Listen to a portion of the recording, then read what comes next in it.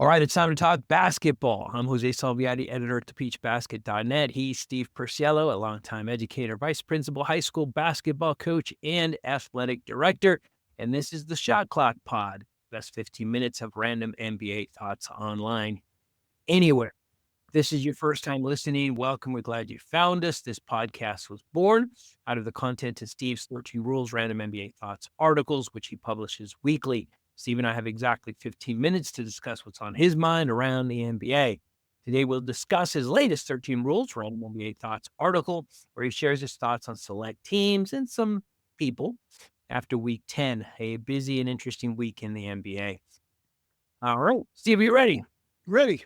Let's go. Let's do it. We'll start the timer now. All right, the Detroit Pistons. We start in the East. Now, they're not contending for a title this season, but they are better than they were last season. In fact, they won, as you called out in your article, as many games as they won all last season. Now, it's always a good place to be if you're a franchise. So what's going right in Detroit this season? First of all, they hired a new GM, Traian Langdon, who's done a great job. First thing he did was hire JB Bickerstaff. Bickerstaff is great at building a team. He works the defense first and so on. Detroit's not a great defensive team.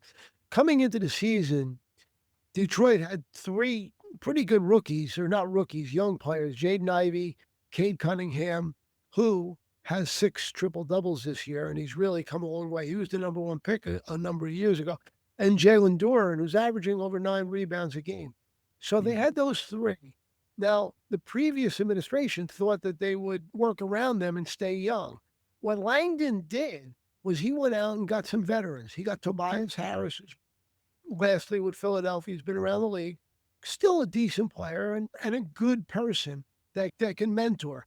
He also brought in Tim Hardaway. Hardaway's a player and another good person that mentors and can shoot and can still play.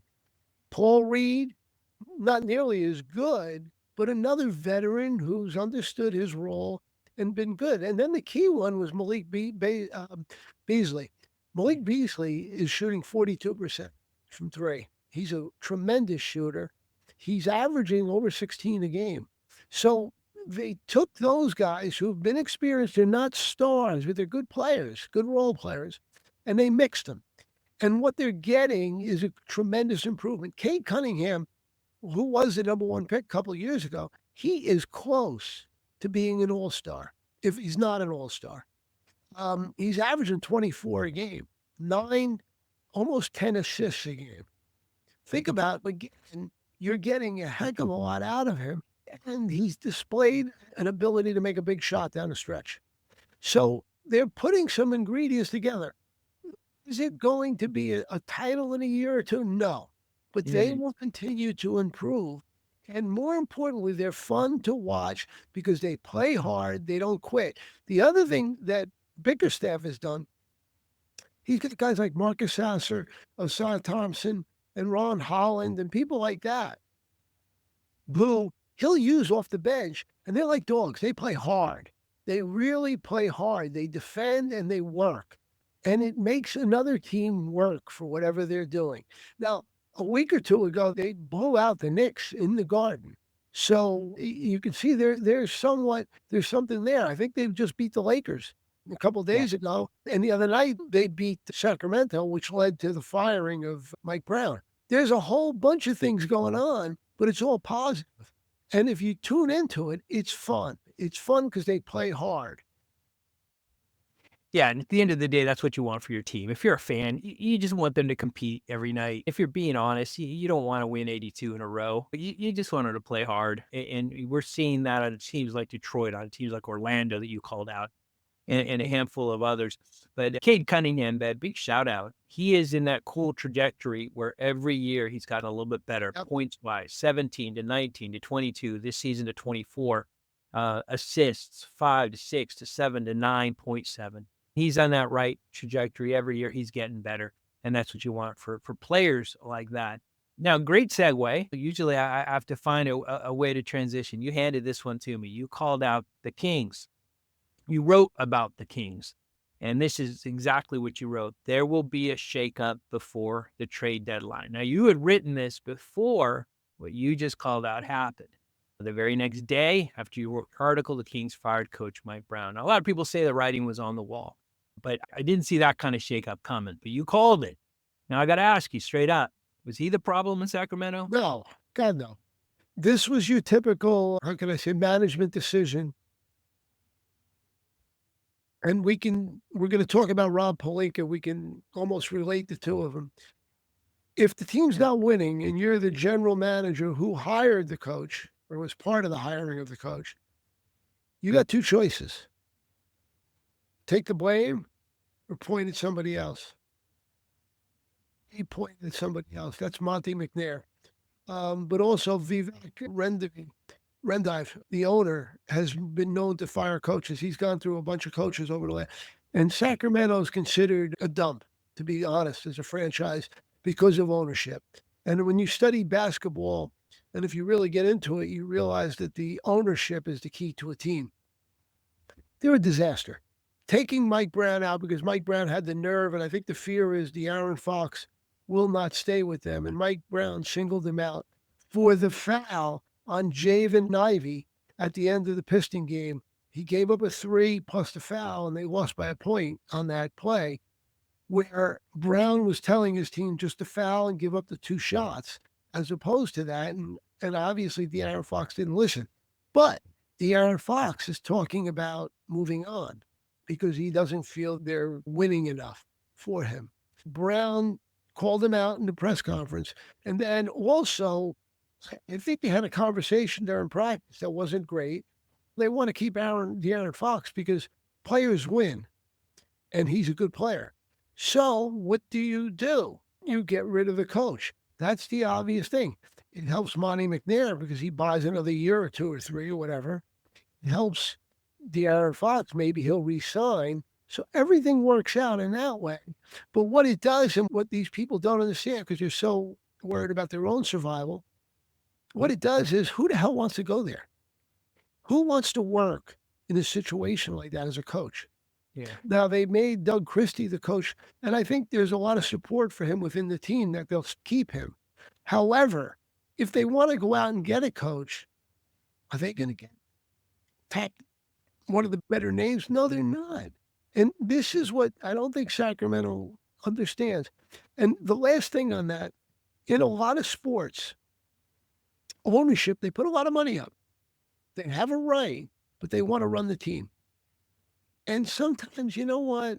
If you spend your life making money in one thing, maybe you got to keep quiet and let the people that know a little bit about it make the decisions. If they do a poor job, you get rid of them. But you don't try to make the decisions. And let me just go back to something. They brought in this year, they brought in another player from the Bulls. And what happened there? What happened? He just scored. But he wasn't. DeRozan was not the right answer. They need defense. Mike Brown is a defensive coach. Did they give him defensive players? No, they did not. De'Aaron Fox is not a good defender. Sabonis is a 4 playing the 5. So what are they doing here? And DeRozan hasn't guarded anybody in a couple of years. So what are you doing? And then the rest of the guys, Kevin Herter, they're not known for the defense. So what are you doing? And what are you trying to do? You got a coach who believes in this, and you're not doing it.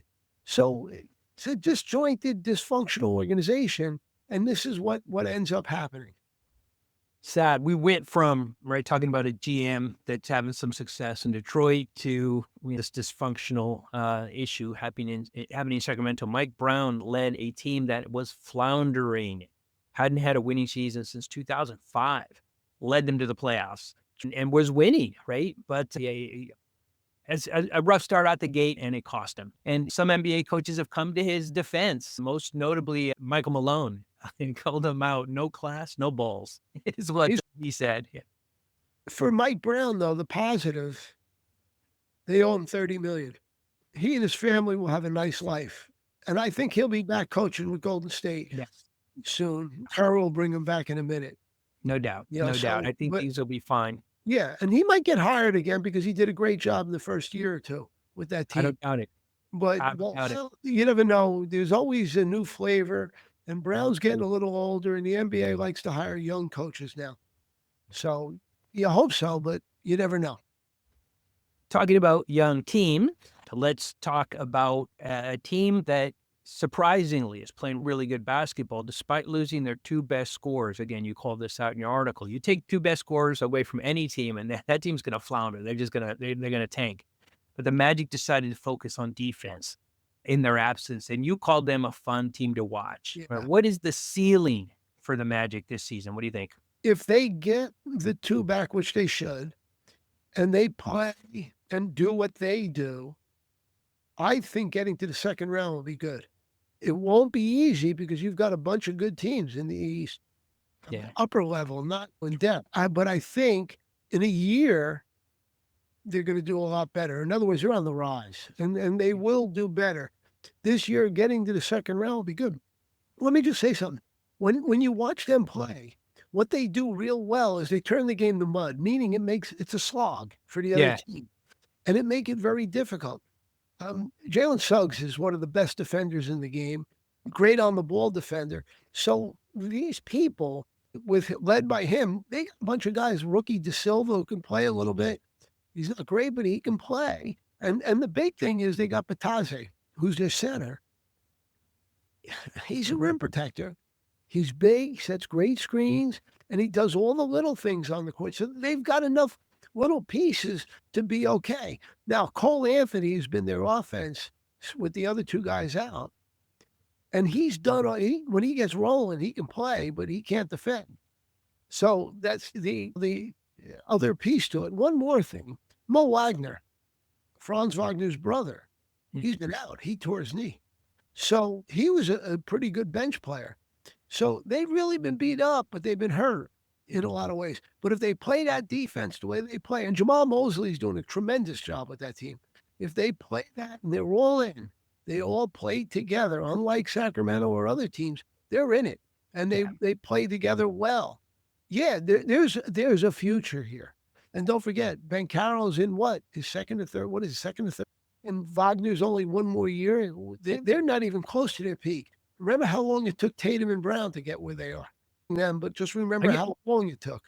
I get it. Embiid was right. It's a process. You got to let it play out.